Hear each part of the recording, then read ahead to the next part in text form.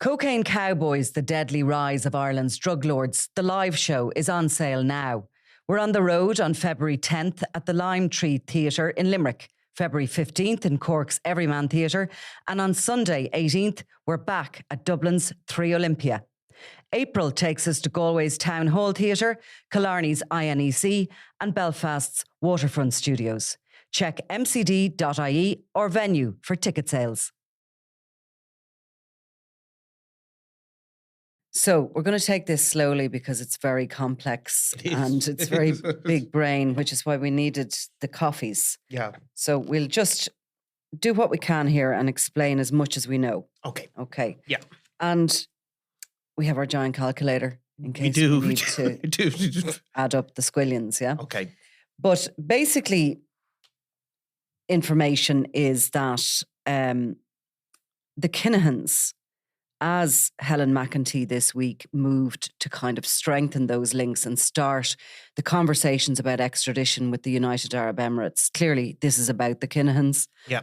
And as that's happening, the Kinahans, we now know, are totally and utterly embedded in the Russian and the Iranian regimes. Yeah. They're essentially working almost as puppets for them. Those two regimes are raising funds for wars in Russia, obviously the Ukrainian war. And the Kinahans are facilitating, they're sort of like basically giving up their transport routes and their contacts in South America to move cocaine with them. So these massive big shipments that we're seeing, when you're talking about tonnage, these are kind of co-financed.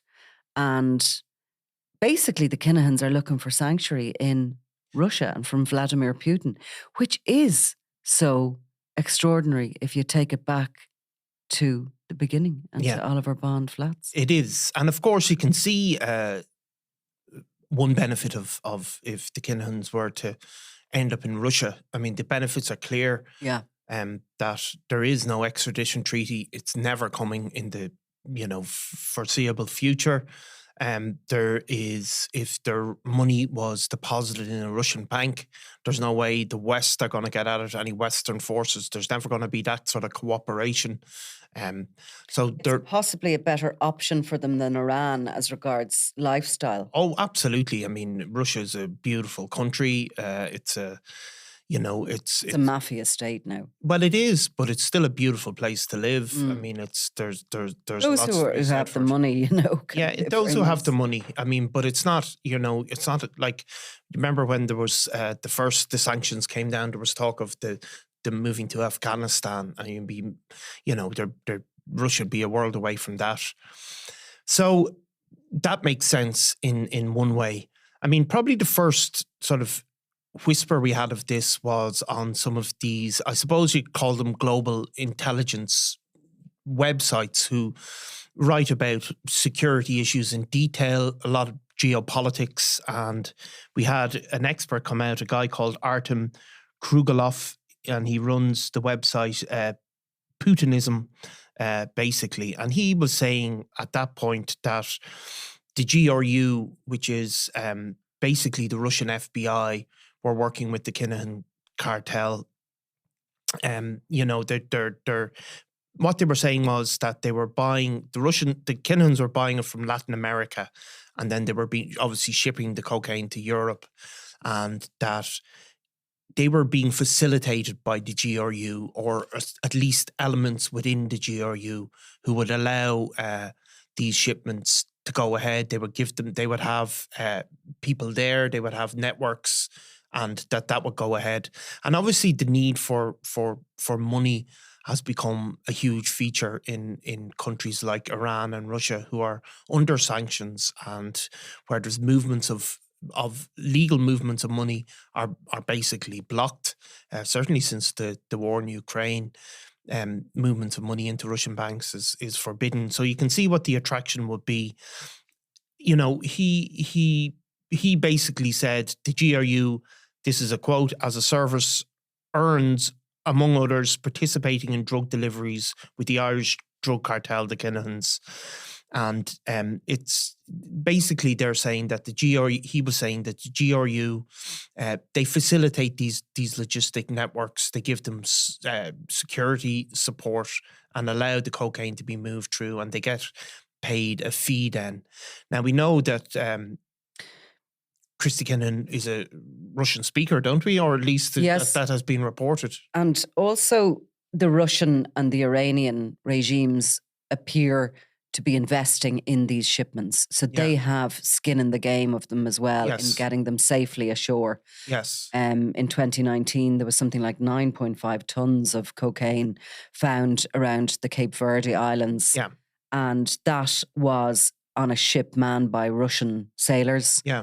And it's suggested that there was Kinahan roots and that there was some Kinahan investment in it. You see with a lot of these big, huge shipments when they're caught, in Spain, the most recent being the MV Matthew off the coast of Ireland. And we have, as much as we can, confirmation that the Kinahans were involved in that at this point. But those are just massive investments for cartels, to get to Europe, to land safely. And we often hear from law enforcement that it's kind of a multi investment. There's a number of groups have invested. And where the Kinahans are concerned, what's emerging more and more is that the other groupings they're actually working with, the Kinahans being at the head of the European super cartel, of course, for a long period of time there, certainly since around 2015, but that the other groupings that have investments within these shipments are the Iranian regime and the Russian regimes. Yeah.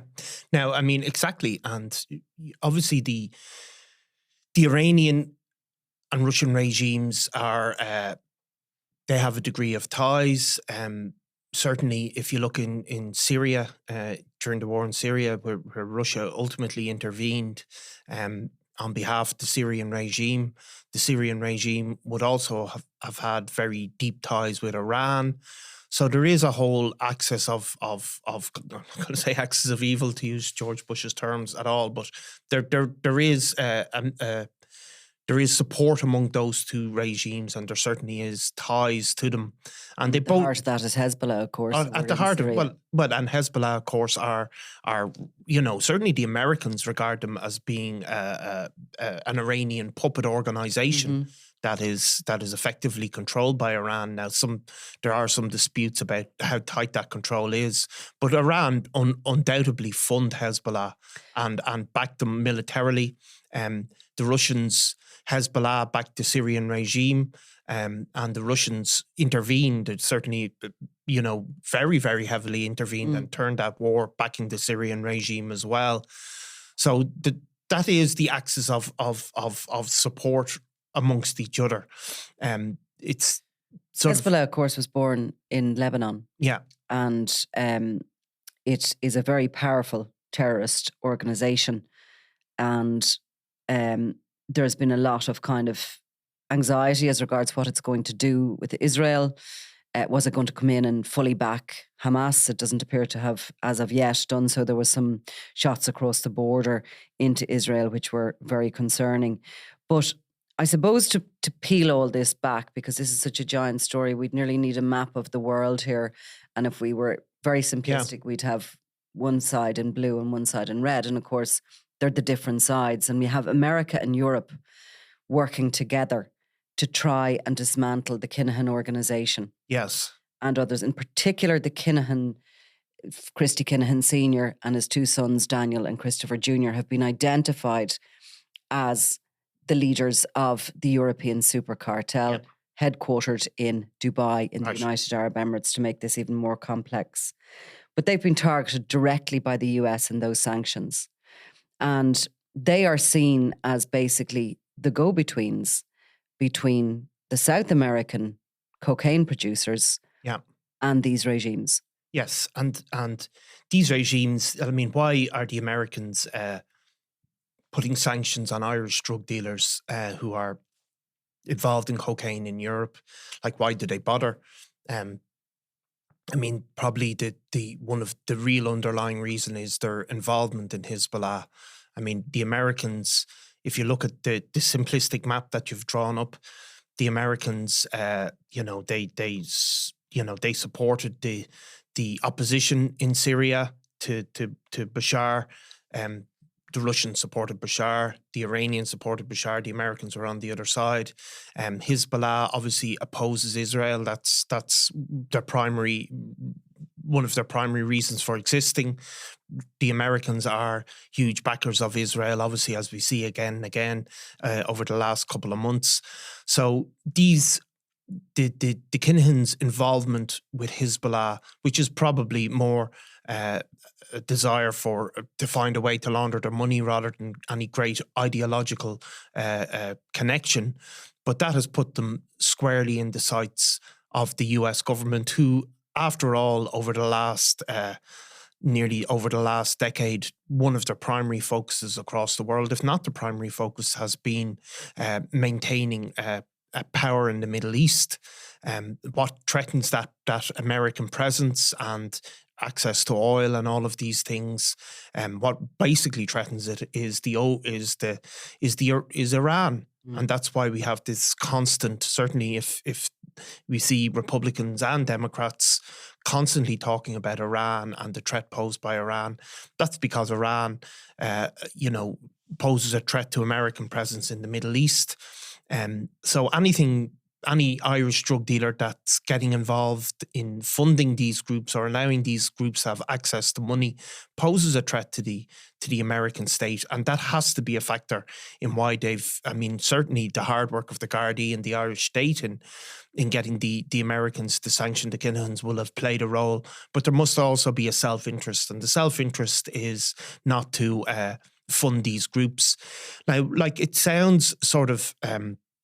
Again, we go back to this thing where it sounds cartoonish, where that the Russian Putin is involved in these things, but there's a load of wealth of evidence of the FSB certainly playing a role in cocaine trafficking, and certainly seeking to profit from that cocaine trafficking.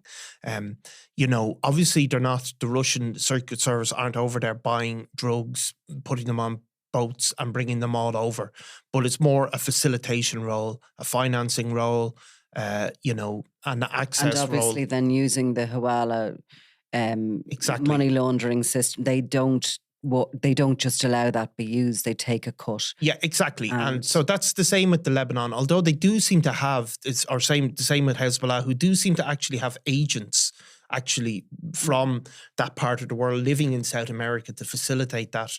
So they're deeply involved in the cocaine trade, but they're not, they're not putting it on planes and flying it back either. And on a kind of a broader level, it makes sense because those regimes want to see the destruction of the West. And of course, cocaine as a product is bought up by Western consumers like nothing else. Yeah. And in a way, the West is almost eating itself up with that. You know what I mean? They are funding, they're funding these regimes, they're funding these wars by their own consumer habits. And that would be something that would sit well with Russia and with Iran. Well, it would. And it does sound sort of outlandish, but let's think back to there was a time where Ireland became the drop-off point for super dollars printed in North Korea by the communist regime, the most secretive communist regime in the world. And in a really complicated story that we won't go into, they were printing off these counterfeit busting $100 notes that couldn't be proven to be counterfeit. And they were managing to funnel it back through various means that we won't go into, and ending up in Ireland as a distribution point through basically Republican groups. So these things, that is a role where, a state plays a role in organised criminality for its own purposes. And part of actually the North Korean thing was that these are corrupt regimes in the West that are being brought down by crime, and that's not a bad thing. So I think the entanglement of those new cocaine godfathers, including the Kinahans and Lebanese Hezbollah, the Iranians, the Russians, all sort of is what essentially has brought the European and the American investigators together. And when we dig back to try and find individuals, the one name that seems to pop up as being perhaps the birth of all this kind of entanglement of the regimes and the cocaine traffickers is a guy by the name of Robert Mink Kok, K-O-K, and he's a Lebanese drug dealer who we started hearing about him well before the Kinahans moved to Dubai. He was somebody who kind of was in the ether as an associate of Christy Kinahan Sr. from the point in time that he moved to Amsterdam in the late 1990s. And that name, because it's so distinctive as well, it sort of always washed around with the Kinahans, and it would come up on sort of international intelligence documents.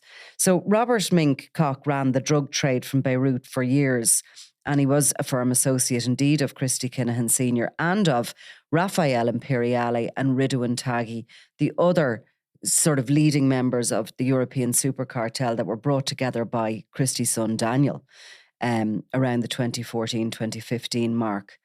So you were saying that he has only recently been jailed again because he has spent quite a period of time in prison. Well, he was sentenced to 6 years in prison. Like Mink Kok he was sentenced for by a court in Rotterdam for drug trafficking offences. Like Mink Kok is Dutch actually, and he was kind of he's Christy Kinahan's generation. He's in his early 60s. And when Christy Kinahan first started importing drugs I suppose in the 1990s, really, that this was Mink Kok was at that stage already a major drug trafficker in Holland. He was of that generation of Christy, of John Gilligan, that type of era, and he was one of the biggest importers or exporters of drugs in Holland.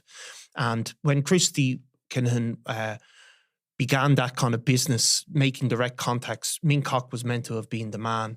He was kind of a very famous drug dealer like Christy. He was a Dutch equivalent, I suppose, known as a godfather even back then. He ultimately served a couple of prison sentences and then ended up in the Lebanon. Like the Lebanon maybe wouldn't be an obvious place for drug dealers to go. So there was always a query about why he ended up there. I mean, I think actually if you look back on Christy Kinahan and when there was certainly recordings also they're made of him when he was in prison. I think it was in Portlaoise prison at the time in the 90s. And at that point he was recorded talking to Dutch drug dealers, and one of them was meant to have been that Mink Kok network. Yeah. So Mink Kok was eventually ended up in the Lebanon. He, as you said, he was kind of like a celebrity gangster. So I think he did do a couple of interviews even over there with Dutch newspapers.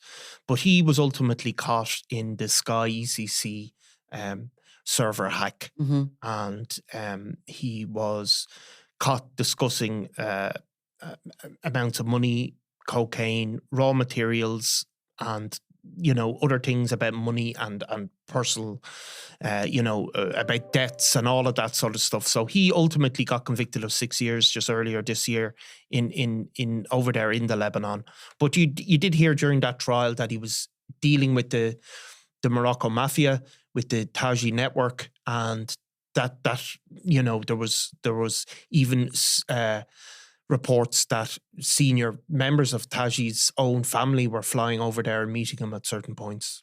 So if we take it back to 2014, a very close associate, a relative of Kok, who was a Lebanese man, was actually extradited to the US, and he was accused of being the head of a network founded by Hezbollah leaders to import cocaine. And that's really the first detail we have of those connections.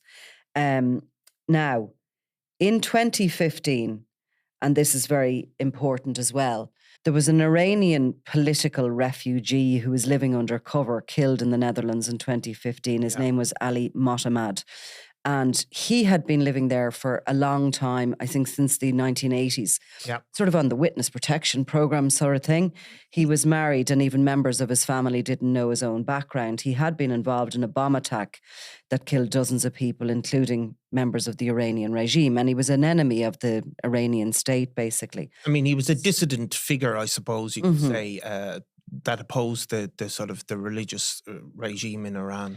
So he remained a target of Iran, basically. And in 2015, he was murdered. Now, nobody really knew who he was, and he was living in a suburb called Amstil. And he had just gone out to his car one morning and was shot dead with one bullet to the head, a very professional assassination. The murder, even the police didn't realise, I think a lot of them, certainly those investigating the murder initially, who he was. And it did kind of become clear then that, you know, this guy is a target for the Iranians. Now, moving it forward to 2016, and a guy called Nawaf al-Fassi, who was part of the Dutch Mokra mafia, part of Ridwan Taghi's grouping, is arrested in a Kinahan safe house here in Dublin. He's picked up during a raid by the Drugs and Organised Crime Bureau. He's carrying false passports, and he's arrested. And as soon as the photograph went out to international police, this was a big catch.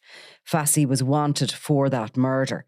He was placed into custody here in Ireland in Portlaoise Jail, where his pal El Rico, the Chilean, decided he was going to break him out. They were actually going to try and escape him from Portlaoise prison. And at that point, the Dutch military flew in and collected Fassi, brought him back to the Netherlands, where he would later go on trial. Not for that murder, I understand, but for other murders, gangland murders.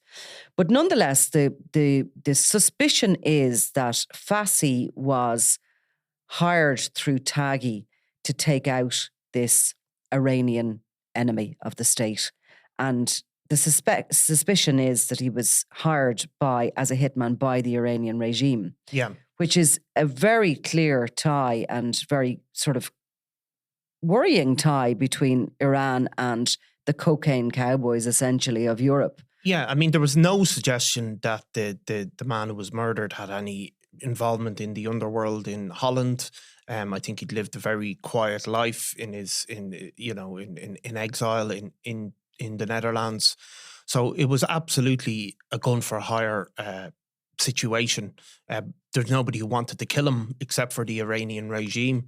I think in court proceedings, it's been made very clear that it was done as a favor or for payment as well, I presume, for the Iranian regime. So those things are obviously they're concerning, I suppose, aren't they? It just shows you the links there, but it's the sort of thing that catches the attention of the American state. There's no doubt about that. And while we're on that point and that murder, would you give a shout out to our friend Miles Johnson from the Financial Times, his new podcast series, Hot Money, The New Narcos, which we'll have Miles back on, I think, in a couple of weeks when a few more episodes go up. I was just listening to it this morning. There's 2 episodes up there now, and it opens actually on this murder.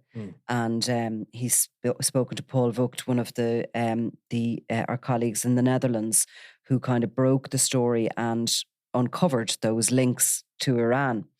So that's 2015. 2016, when Fassi is arrested, clear links are discovered between that Mokro mafia in the Netherlands and the Kinahans. From there, we have the Kinahans moving in 2016 to Dubai, along with Ridwan Taghi, who goes on the run.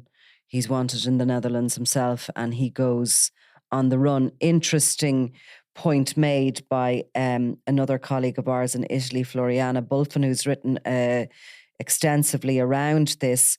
And she says that at one point, Taghi is believed to be in Kish Island at one point on hiding, where we've discussed previously the Kinahans hid some of their money and laundered some of their money through Kish Island. Kish Island is this little very strange little sort of free trade zone of Iran, which is like a holiday island.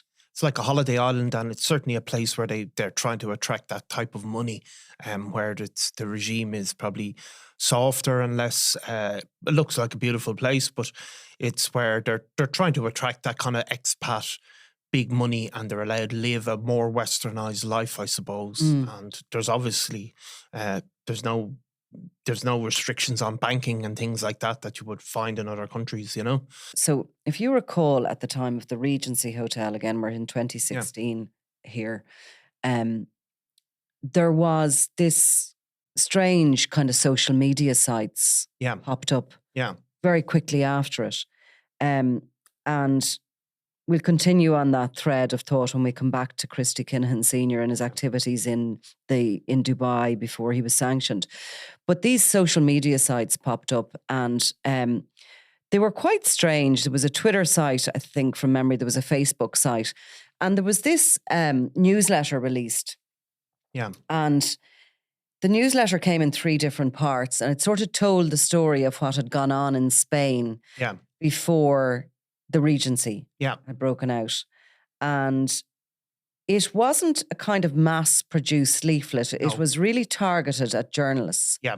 And journalists and other people, interested people, were asked to email this address and they'd be sent the newsletter. Yeah. And one of those newsletters, and I'm sure I have them somewhere, and maybe I'll pull them out for the next time we're talking about this, told the story about Ming Kok, and it told some story about Gary Hutch's involvement in trying to have him caught or something like this.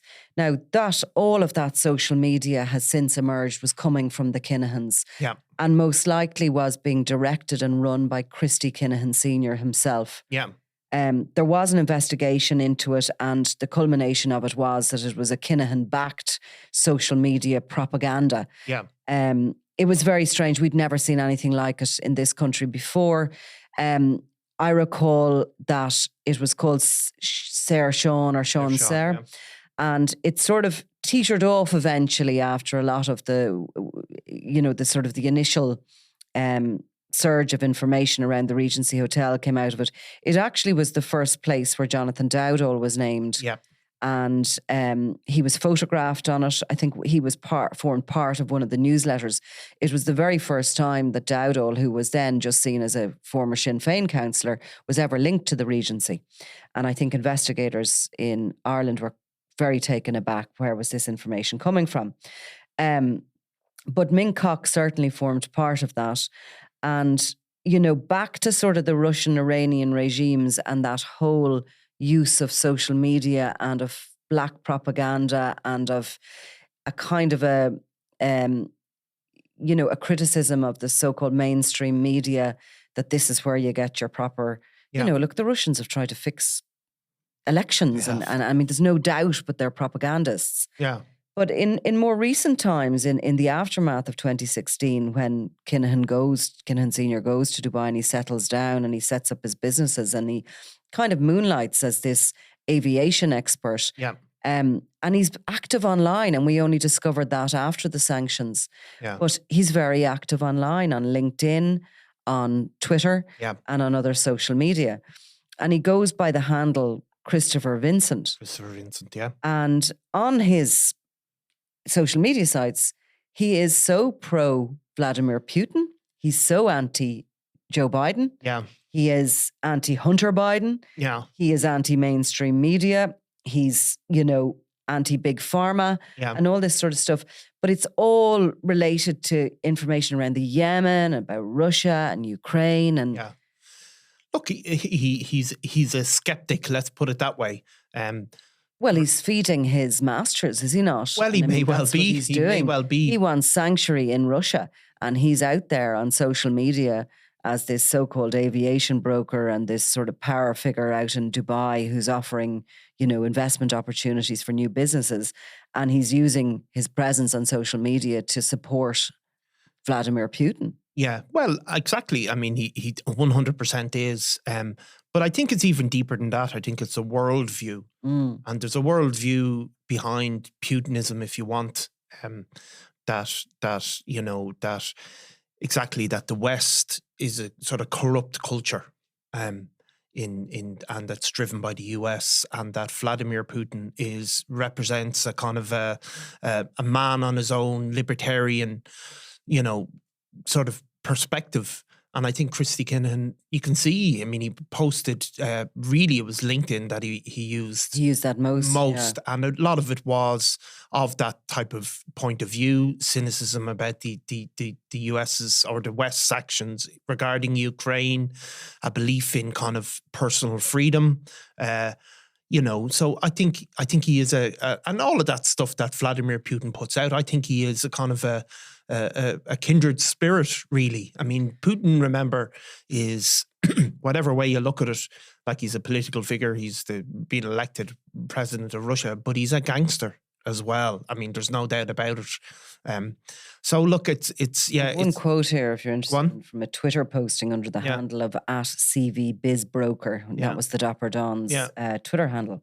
And he says, I must say that Vladimir Putin puts up absolutely compelling and coherent arguments. Yeah. Then it says he hasn't changed would be that some of our leaders would show themselves to be erudite and well educated in #statecraft, #Russia. Yeah. And what is he supporting there? I think like he does like him. And what is he supporting? He's supporting that kind of might is right. Back it up there for a minute, because I think Christy Kinahan at the heart of it, let's bring him back to Dublin and where he started and how he started into criminality. And how he started into it was as a fraudster. Yeah. I mean, he's an intelligent, there's nobody saying he isn't well-educated, a linguist and all the rest of it, but he's a fraudster. And he actually started his criminal career as a fence because he had the kind of the posh accent. He was able to kind of go into shops and sell off whatever had been ripped off, stolen.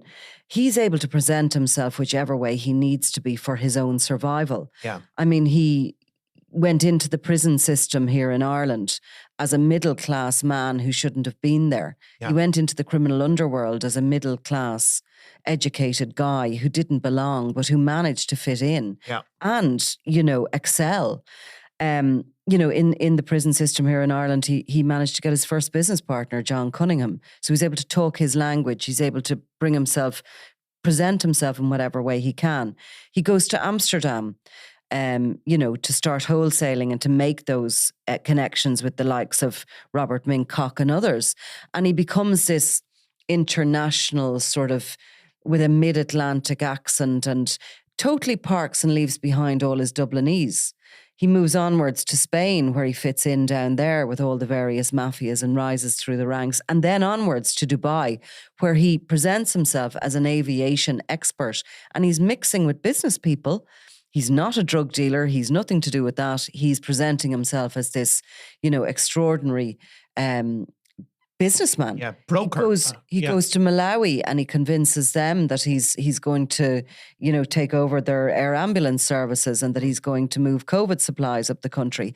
He goes to Zimbabwe and he manages to essentially feather a nest for himself there. He was going to move to Zimbabwe. And then all of a sudden he's in a position now, and they're in a very bad position, the Kinahans, despite these world powers that they're mixing with, because realistically they will be burned by the Russians and the Iranians, because they are outsiders. They are cuckoos in the nest there. But he's now sort of realizing that Dubai is going to end for him. The Emirates is going to end for him. So he needs to lick up to the next place that'll take him in. So is that why he's supporting Vladimir Putin, or does he have real views? Well, I think it could be both. I think it's both. I think if you look at the philosophy of Vladimir Putin, like he is one of these people who believes in the willpower of the individual, and I think, and if he can't get what he wants politically, he'll kill the people anyway. Similar mindset there.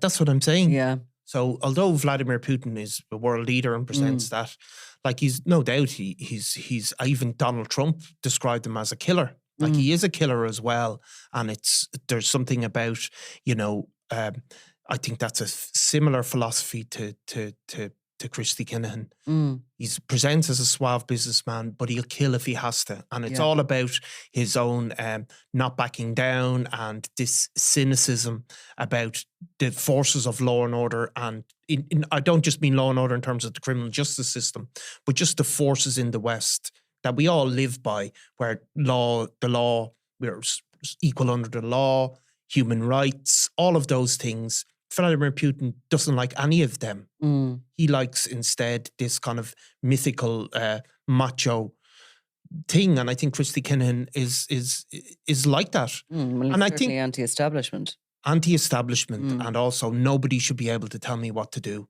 And I can present this, but I'll also back it up with violence if that's what I have to do. So are we getting a bit too deep? He could well be cynically licking up to him, but I think there is a mindset. I think he's just a chameleon. Well. Yeah, I think he's a chameleon. I think he's a sociopath, a psychopath, whatever you want to call it.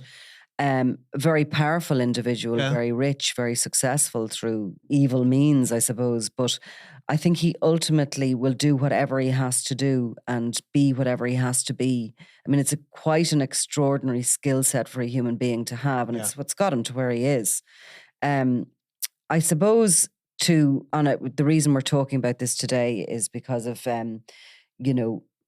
the story about the Kinahans and what they're currently up to. And the information is coming from a number of very good sources that the Kinahans, the father and son, Daniel and Christy Sr., are phenomenally active in Dubai at the moment. Business meetings. They're shipping a huge amount of cocaine across the globe on behalf of and with the Russian and Iranians, who are desperately raising funds. And they have literally put all their eggs in that basket. Yeah. Helen McEntee has started the process. The Commissioner, Drew Harris, has been out in Dubai meeting the police. It's becoming a little bit uncomfortable for them, although they are still satisfied that they can go out and about and do their business in Dubai. I think they know that the Emirates will come to its end, or certainly they will finally probably be blown out because it's going to get too uncomfortable for the Emirates to continue protecting them. And that's where they're looking to, Russia. And you can see why, as I said. I mean, they're if they get over there and they have some money, nobody is ever going to touch them. They're never going to be extradited. But whether if you were Christy Kinahan, remember, are they of use in Russia though? Are they only of use in the Emirates, where they can control and direct these shipments and where they can, access their South American and where they have their businesses that aren't in sanctioned countries? I mean, do they shore all their funds into Russia, and then what's going to happen? But the Russians will take them and throw them out. You see, I mean, if you look back on Putin, and there's these oligarchs, a number of them who were billionaires who he sponsored, and they became really rich after the collapse of the Soviet Union, and they tended to take certain industries. These people grew up huge powers in media companies and multi-billionaires. And if they displeased Putin, they ended up in prison with all their assets seized. And so I think the Kinahans... But also they were Russian. They were Russian. I mean, they were his own as such, They were his own, but it didn't stop them. If a couple of them made public statements that displeased Putin, and that was the end of it. Their assets were seized, they were put in prison or whatever. So I think if you were Christy Kinahan Sr., you may well get over there, but would you feel confident? Despite his disdain for law and order in the West, he may want a bit of law and order when he gets over to Russia, where you'll have no. If that was to happen to him, and they were decided to seize him or put him in prison or change their view on him, he would have no recourse to the structures he despises as he would here. So I think that would be the risk for the Kinahans. But would they remain useful? Well, they might remain useful, and I don't know if these things can be conducted from a distance. But I would think of it from their perspective. Would they feel comfortable moving their assets there and believe that they're safe, or will they be getting knocks on the door constantly from officials looking for bits and pieces? Well, we know, part of the the European American investigation into the Kinahans isn't just about cocaine trafficking, it's also about the money laundering. And if you look at the sanctions, what the information the US were actually looking for on those wanted posters was information about sort of the money, wasn't it? Yeah. As opposed to information about where these people are. They know where they are. They were looking for information about their money. And the disentangling of that giant Kinahan network, money laundering network, which has always been open as a kind of a, for anybody who wishes to launder their money. Yeah. That is under pressure in Spain, where Johnny Morrissey has been held behind bars, and where that whole Hawala system is being investigated. It's under pressure from the DEA, from the Americans. If that is, and it will eventually be untangled, what use are they? Well, they're not much use. Because you can be damn sure that the South American cartels will blow them as well, because there's plenty more who will buy from them. Their contacts, they might have built up a relationship with them, but there's no trust. It's all about the money. It's all about the money, and also the usefulness, and it's not just about the money currently, but what they can do in the future. And if they can't be seen to be bringing in more money, they do become useless. Now, I think that is why Russia, while it will give them legal protection in terms of extradition, and that it will also cause them fear in that they're not going to be safe over there. It's an extraordinary story, it really is, and I think we've sort of really only touched on it in a way, but it's interesting to think that they have become that significant in world politics. Yeah. And as I said to you at the beginning of it, from where they came from. Yeah. I mean, Daniel Kinahan and his brother, while their father had aspirations for, global domination, obviously we can see clearly now, they were street dealers here in Dublin. As we began sort of reporting and, involving ourselves in crime reporting, they were down and, small wholesalers into a small network of dealers who were a lot of them their friends. And again, what I find is extraordinary is when we're talking about Putin, we're talking about Iran, we're talking about South American drug cartels. In the middle of it, you have guys like Bernard Clancy, Ian Dixon, Sean McGovern, mates of theirs from Dublin who have stuck with them and who are there now because they've no way out. No. They're into something that is so far above their heads, any of them, that they are just hanging on for a survival on the coattails of Kinahan Senior and Daniel. Well, I still think the Sean McGovern case, as you've said before, that will be the test. You will see that first before you see the Kinahans. And if, as these talks go through with Helen McEntee, she's bringing this, to the cabinet, to the Irish government, to approve these formal talks about treaties. And I think Sean McGovern will be the test case. So if we see him back, he will be the first, I think, and then we will know what is really happening. Well, there's a confidence here, I can tell you, just from talking to people, there's a confidence that the Kinahans are coming back. Yeah, no doubt. And, the DPP is still with the file in relation to them. It is a file that is a culmination of years and years and years of work. It's very complex. But there's a confidence that, and also an understanding that the DPP will take a time, because the last thing this country wants is to, direct charges. And for a case to collapse. Yeah. Absolutely. I mean, we'll have one shot at it. We'll have one shot at it, Yeah, extraordinary. Okay, so we'll leave it at that for the moment, and I am going to go and see if I can find those documents, because I think I did keep them from after the Regency. The Mincock is, look, it's a great story, and the connections there are so deep, and they're personal as well. Between the connections between Christy Kinahan and Mincock and people around them. Let's put it that way. Okay. Thanks. We did our best. Yeah, we did.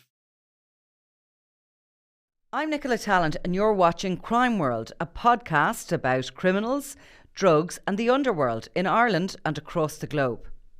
Make sure you subscribe to our channel and turn on notifications so you can be the first to watch all our latest episodes. You can also listen wherever you get your podcasts.